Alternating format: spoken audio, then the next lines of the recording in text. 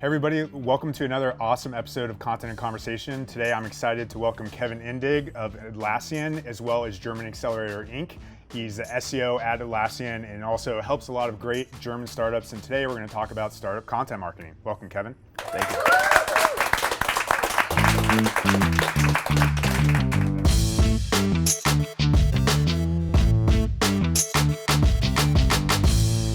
Perfect. I mean, couldn't be better.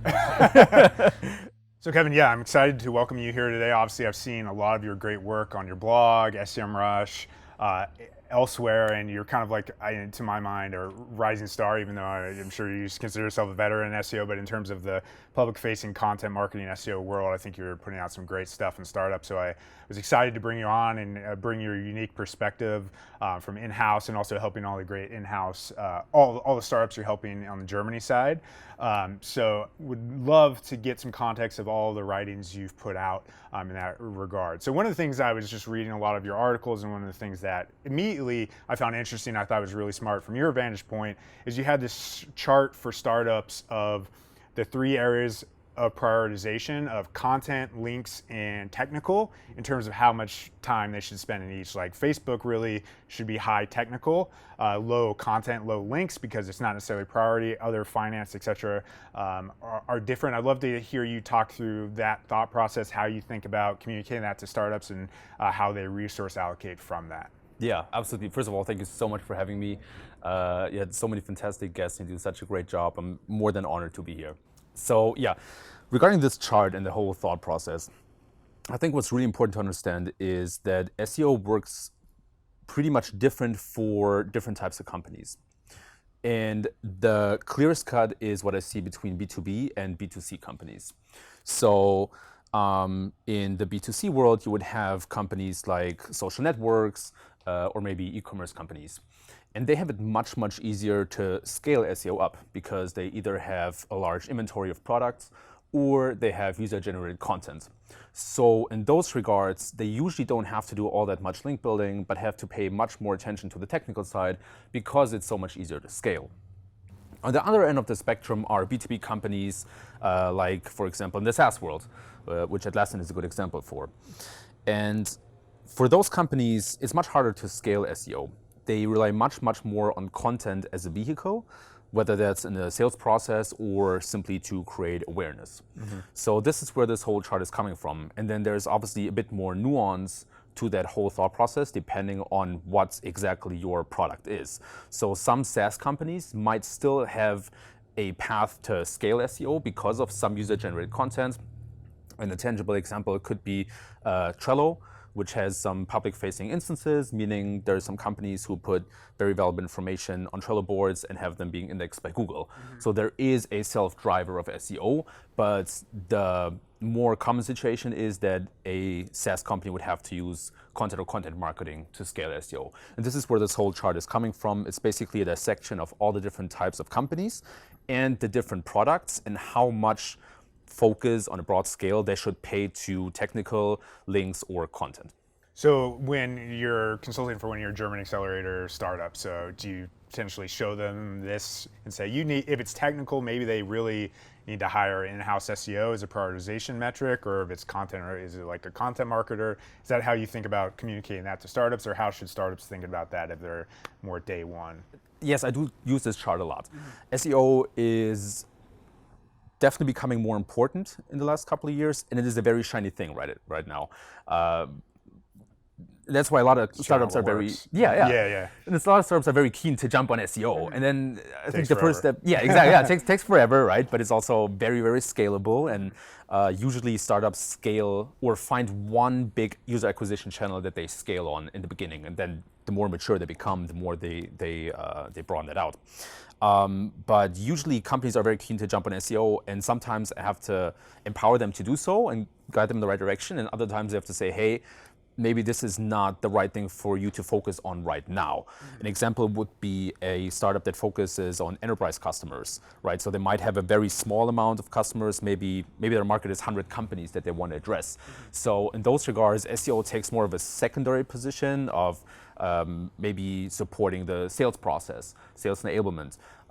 doing branding and this and that, but it's not going to be that major driver of company growth, because that's where the sales team will step in.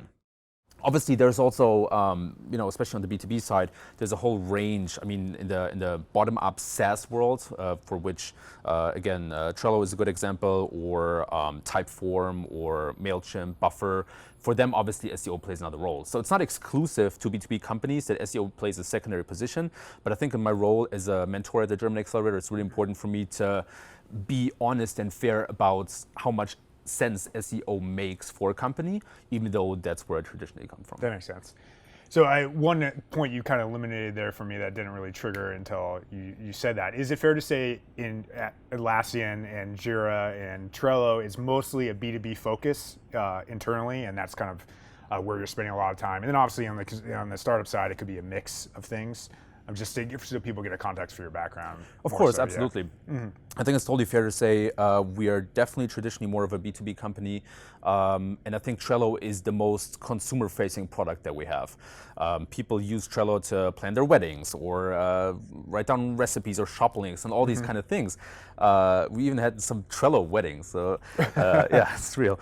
What does that mean exactly? It's people that met on... No, not Metal Trello, but that'd be a whole new market. Slightly strange. Should actually consider that. No, it's more people organizing the whole wedding. On Trello, gotcha. Yeah. Okay, nice. But yeah, it does have a more B2B focus traditionally. But I think the approaches of using SEO and general go-to-market between B2B and B2C are blurring more and more. And you see that at companies that I mentioned that have a very bottom-up SaaS model, meaning their product doesn't provide enough customer lifetime value for them to hire full-time salespeople for every customer. So they have to acquire a lot of business through inbound channels like SEO, content marketing, or something on that scale. Okay.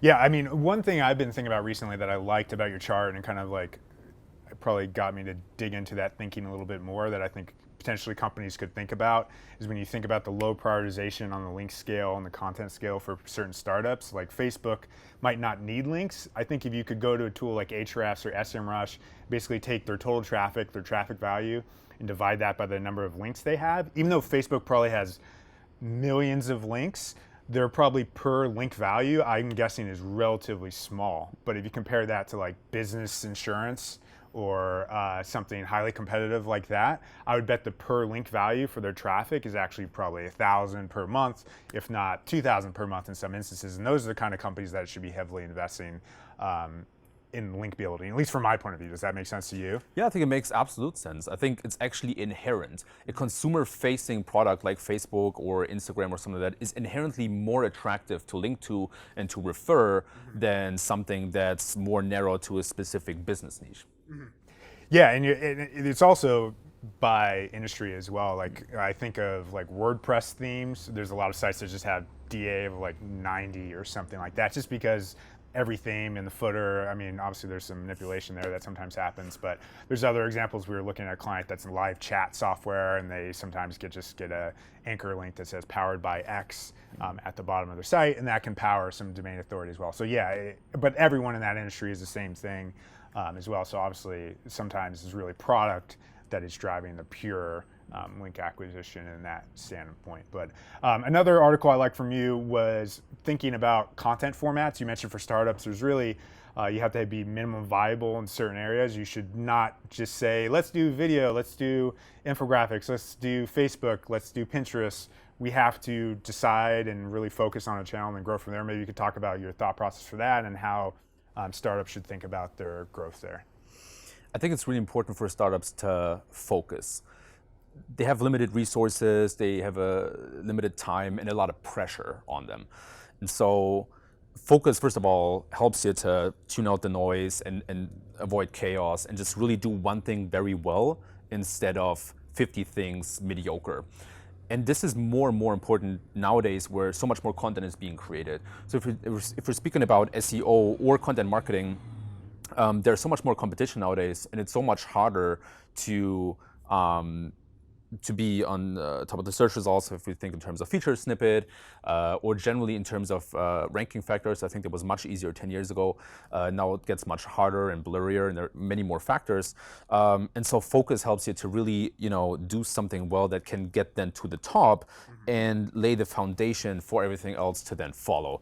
And the article that I originally was going to call it minimum viable content marketing, but it has such a cheesy sound to it. So it's like, okay, can't pull. I like that. Yeah, that resonates with startups. The MVP. Right. Yeah, it's just a lot of buzzwords. Yeah, so okay, maybe not call it that.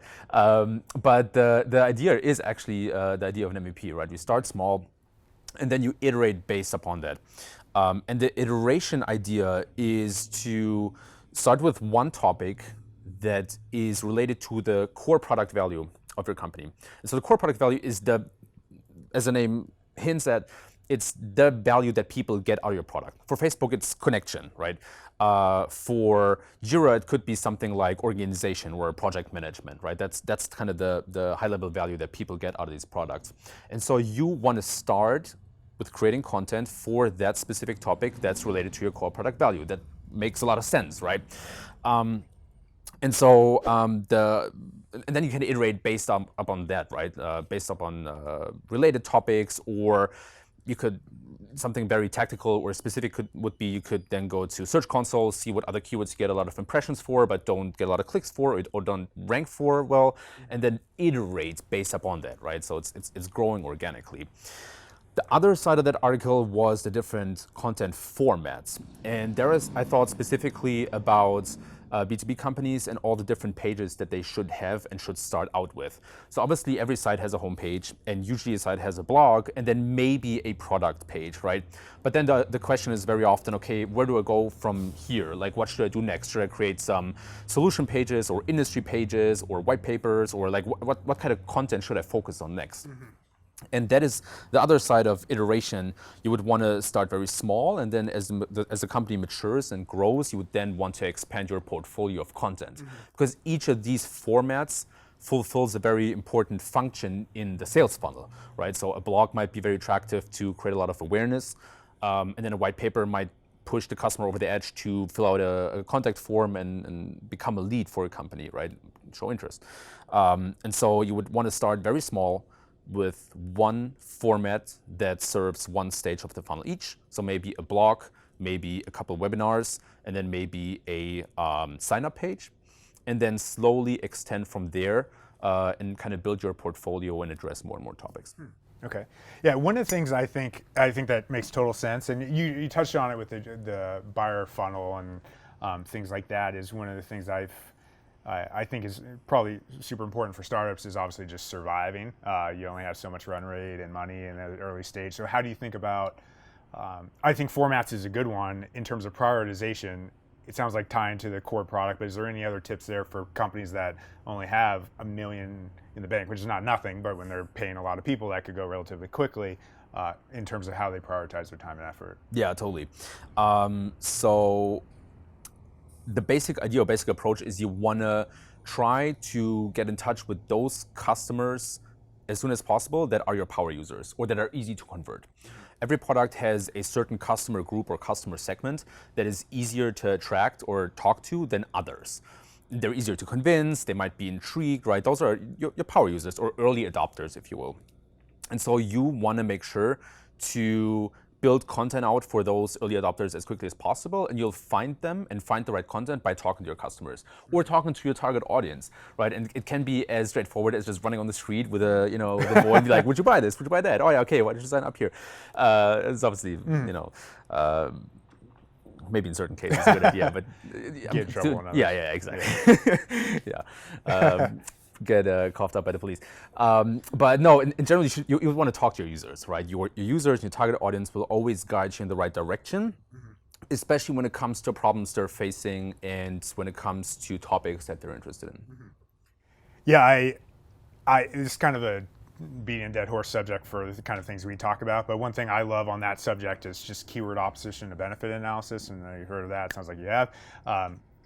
Basically, the idea of picking the topics you can rank for first, originally popularized by Todd Malakote, really smart guy, but functionally looking at the difficulty against the opportunity in terms of traffic value and traffic cost, and picking those topics that the startups can rank for first allows them to kind of validate the concept. And also you can add a little value by making sure they can generate links to those things as well. So not just ranking, but links, and then you power the whole thing. And yeah, that kind of leads to you touched on it slightly there, but one thing I thought was on the surface, I think I could see how some SEOs might not see it as like really smart, but I actually, like, the more I thought about it, the smarter I thought it was your problem focused keyword research process. So I'll touch on why I think that's so smart, but I wanted to just hear you describe that, and for anyone who hasn't thought of that, how startups can think about using that. Sure. Thank you first. And the way that I got to this approach, or the way, better said, that it became apparent, was I was doing keyword research for a startup for like the millionth time, and I just thought, can't there be a different way, or do we always have to follow the same process? You know? I'm sure everybody got there. We do something for so many times. At some point, you're like, how can I do this differently? And then I just spent some time on social media, on Twitter, and just searched some hashtags. And then first of all, it became apparent to me that obviously social networks and search engines function very differently, but people also use them differently. As in, on a search engine, they would search for a well or poorly defined problem, but they already have some sort of trigger or some sort of need. On a social network, they're just part of a conversation. And they also might talk about a problem or discover a problem on social networks, which in search engines only really exists as in serendipity, right? So it's a very low chance it could happen, but on a social network it's very different. So that's when I first realized, okay, there's something in social networks that we're not using yet that could be beneficial for keyword research. And then I realized that this whole idea of a hashtag is also very relatable to problems that people are talking about, or conversations, or topics. And then I thought, oh, wait a second, like we're always starting with the answer basically in keyword research, even though sometimes a keyword or a query could be a question, right? But we're very answer focused or very destination and goal focused in the way that we then translate it to content. But I feel like that there's a much, much better approach to start with the actual problem that people have, maybe even on a high level, like, oh, I'm wasting time, or this process doesn't work smoothly in a company, right? Or in the article, I have this example of toothbrushes, or like a toothbrush, the company that sells toothbrushes, right?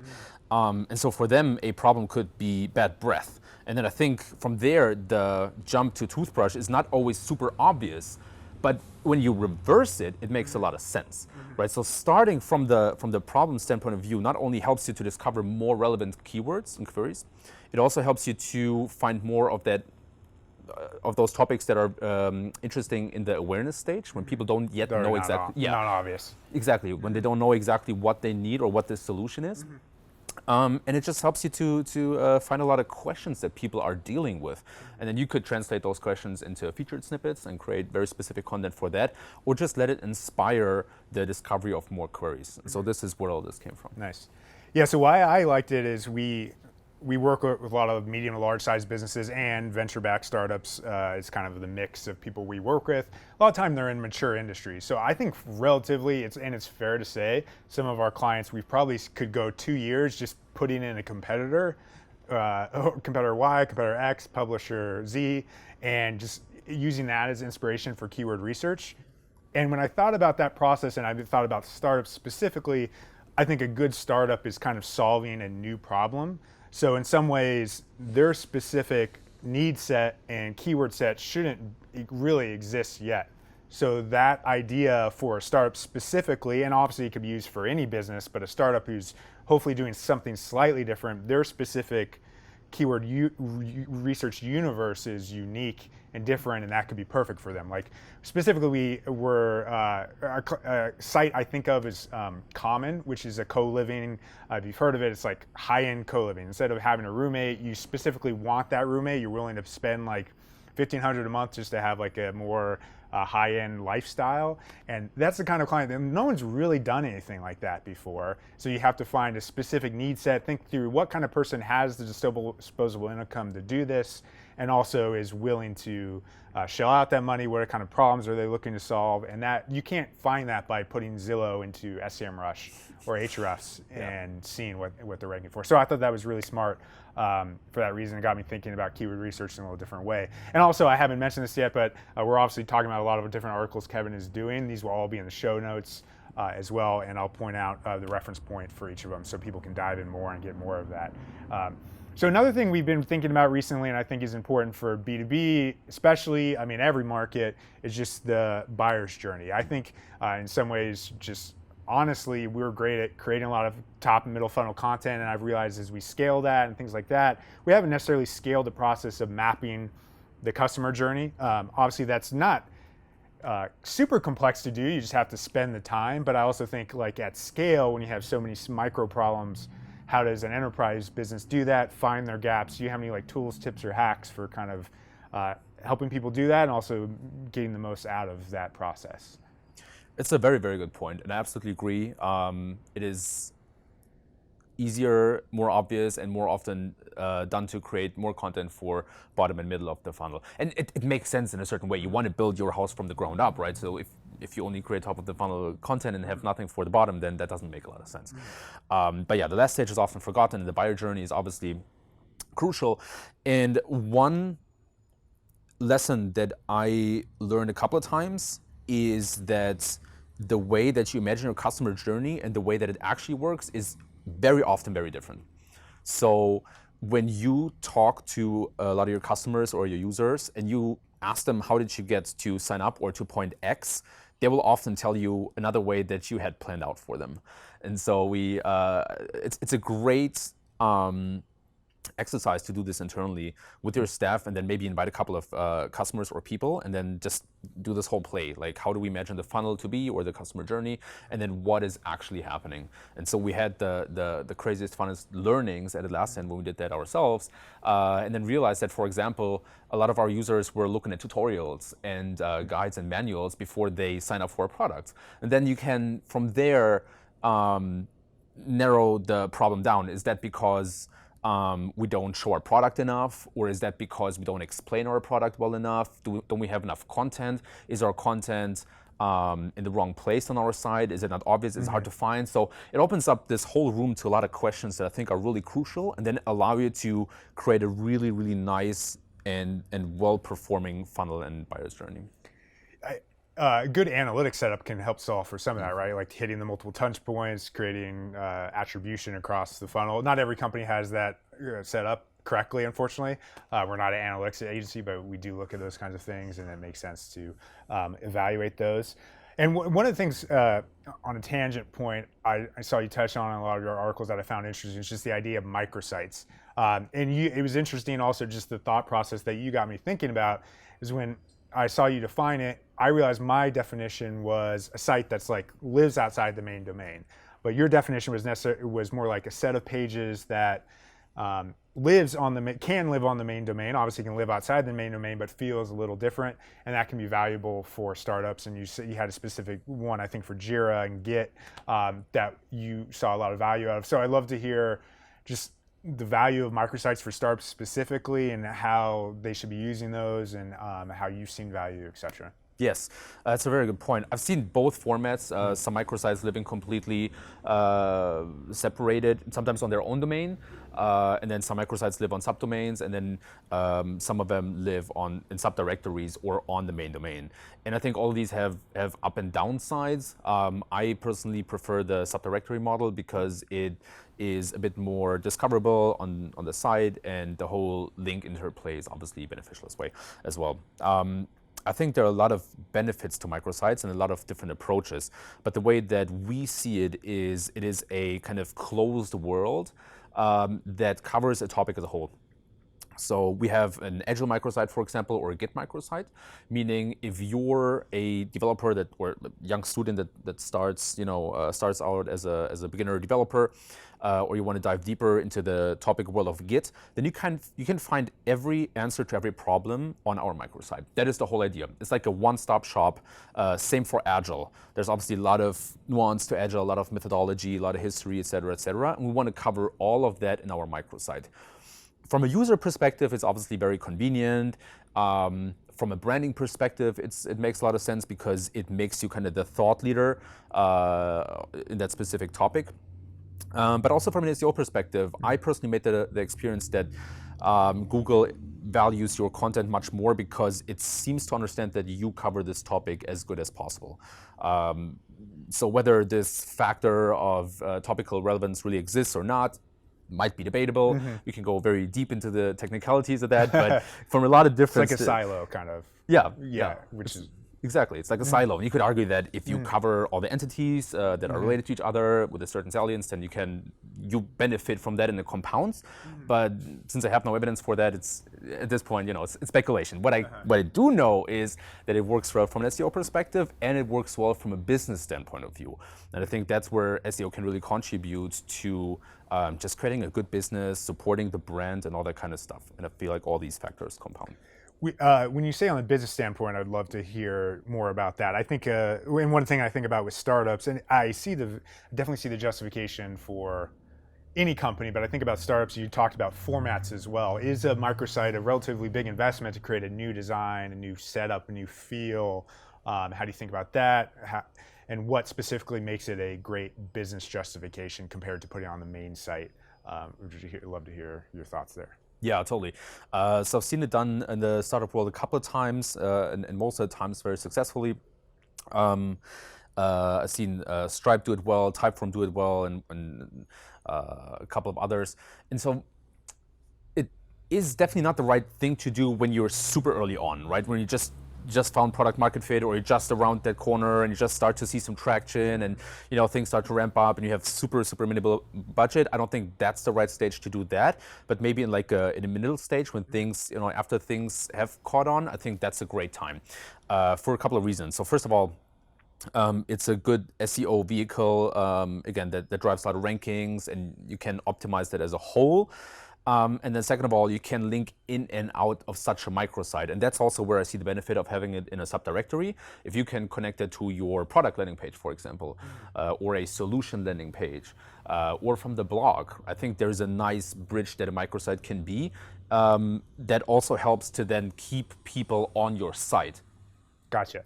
So I imagine for a big business, one major reason to do a microsite is also just the technical limitations of the main site. Does that work into it? Is that one of those, like if I thought of a prioritization checklist or a thought, like a flow chart of why I would put this on a subfolder without it, or with it being in the main experience, or with it being in this new experience, like what would your flow chart of that be? And when would there be situations where you'd say, let's put it on a microsite versus let's put it on a subfolder? I'd be curious.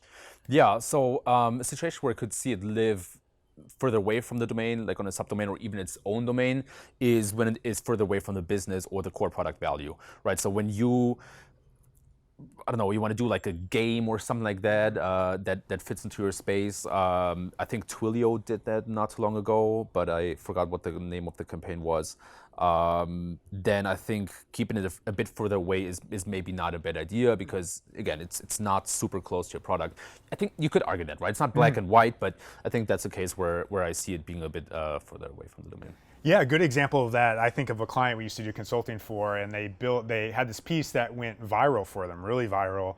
And one thing we noticed, it was questionably off topic. And after getting so many links, they actually seemingly got penalized or lost a ton of traffic from that effort. I thought it had something to do with basically all these off-topic anchor text links, and sometimes also the wrong neighborhood of sites that were linking to them as well that potentially could have contributed to that. So eventually they ended up 404ing that page just because they got so many links, which is a bummer that they had to 404 that, but they came out of the penalty after that, or whatever the penalty drop was. So I think that is a good argument potentially for if you're building something that maybe it's fun or off topic, but still at least related, maybe that's a reason to go microsite only, which still has some business justifications as well. So yeah, Kevin, this has been really good. One of the things I always like to make it actionable, and obviously you're a real smart guy working in startup marketing as well. So curious, like a tip or tool or an idea that you're specifically thinking about today that stands out that you think people should be checking out.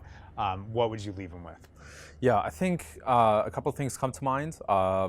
Maybe let's do 2 tips. Sure. 3. Yeah, that's fine. What's the last one? So one thing that I see very successfully, especially for startups, is to build out content for versus and alternative keywords. And what that means is you want to be very present when people either look for something like, say your product is Jira, right? And they look for something like Jira versus a competitor, or they look for competitor versus Jira. For those keywords, you definitely want to be present because it means that people are either on the verge of jumping off of your product or on the verge of jumping off of the competitor's product. And the same with alternative keywords. It's basically just a replacement for versus, Jira right? So, alternatives. yes, Yeah. exactly. So you definitely want to be present for those. I think that's an easy, quick win in most cases, unless you compete with a large incumbent, and then outranking them will be very, very difficult. I have a quick question on that. I actually read your article on that as well, and one of the thoughts I had, and I'm curious how this has worked at Jira specifically. I know some startups might not want to even introduce the idea of their competitors on their website. So how do you overcome that obstacle? Also, are there any legal implications? Like, we're saying Jira is better than X on our website. Is that company going to sue us? Like, these are things that enter my mind. I don't know if they're real. You tell me how you think people should deal with that. Yeah, so I'm obviously no legal counsel, so take this with a grain of salt. But that being said, usually it doesn't lead to problems, especially when we talk about US. Me being originally from Germany, I grew up with a very, very different situation where you were not allowed to even mention your competitor in advertising. I think that might have also changed. So you see, be careful, do your research, talk to legal counsel if you really have doubts. I have never seen it cause problems on my end. And then I think that is a common misconception that startups think that as soon as an incumbent finds them, he will destroy them. That is often not the case because a lot of startups operate either in the shadows of an incumbent or outside of their field, right? So I think if if most big companies would to keep an eye on all the little startups that are popping up everywhere, I think that's actually not feasible. There might be exceptions, right? Facebook and Snapchat and all these kind of things, where you could argue also that Snapchat got to a certain size before Facebook took them seriously, then wanted to buy them, et cetera, et cetera. So usually you don't have to be scared of that. You wanna, as a startup, if you live in the shadows of a big incumbent, rather address the unsatisfied users of that big incumbent, right? And by definition, I think this is from Clayton Christensen, the Inventor's Dilemma. I might butcher that a little bit right now, but it's a famous book and a famous concept. Innovator's Dilemma. Innovators, yeah. Thank you.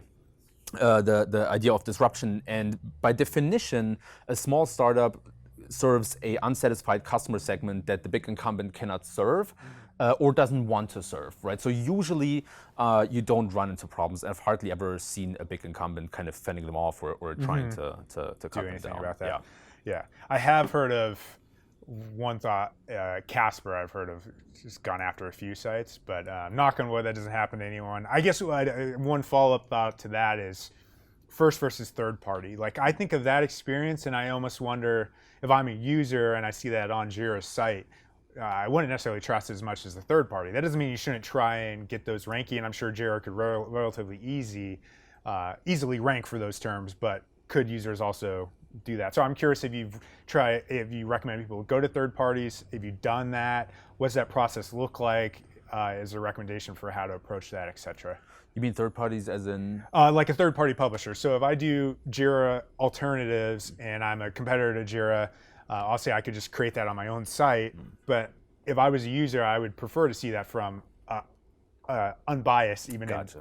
It turns out it's not quite unbiased. Yeah, no. But Third, still, yeah. like an aggregator review site, Right, all that kind of exactly. stuff. I think both has a lot of value. So I think it makes sense to maybe pay a little money to be present in that pool, because if people go to that aggregator review site, then you definitely want to be there. And I think it also makes sense to have a landing page on your own site for that, simply because you can better control it, you don't have the competition, and you might be able to point out certain arguments or features that you might not have the availability for on that review site. So I honestly think you should do both. Yeah, that makes sense. So yeah, I interrupted you. Go back to your other tip. No worries. But yeah, obviously, yeah, I had thoughts on that. So, No, it's I'm good. It's happy. interesting, Yes, yeah, no, absolutely. The second tip is a very simple one. I think it helps a lot, or it is not always easy to measure the performance and engagement of content. And so you obviously have certain metrics. You could even measure the scroll depth to see how well people like the content. But one thing that I found to be really working well is a very simple, did you like this content? At the end of it, yes or no. Or maybe like a smiley, frowning and smiling. Like a very, very simple feedback mechanism that requires the user to take a simple action. It's usually just a click, so there's not a lot of friction or a big hurdle people have to overcome. But scrolling isn't so far flawed or difficult, because sometimes people just scan the article, scroll all the way down and then up, and then boom, an event is triggered, and it seems like it was successful, but the user might have actually bounced or left the page. So in order to help quantify how much people like your content, a very simple mini feature or widget at the end of it, I think that's a fantastic idea. Yeah, I really like that. When I've seen that, I've loved it. Do you know of any plugins or anything that makes it simple for people? I definitely think elegance, which probably comes from doing it yourself, is probably preferred, but maybe there's a plugin or two. I don't know if you've seen anything that does that. I'm not sure. I'd have to pass on this one. I'm sure there's. I'm sure they exist, whether or not they're good or not, or how good. But if you're taking content seriously, it seems like definitely look into it. We'll look into it after this, see if we can find something to add to the show notes. Yeah, I'm sure there's something. But I agree with that thought process, and that makes sense. It makes me want to throw that up on all of our sites. So yeah, Kevin, I really appreciate you coming in. This is great. Check out Kevin's blog. It's a lot of good stuff there. He's also columnist on SEMrush as well. Follow him on Twitter, and you'll find all of his good stuff there when it comes to startup content marketing. And not just startup content marketing, also technical SEO. Smart guy that is going places. So, and it was already there, but going further, it's like going to the moon or something like that. So yeah, if you like this episode, please give us a thumbs up, subscribe, and let us know what you thought in the comments. Thanks for coming, Kevin. Thanks so much for having me.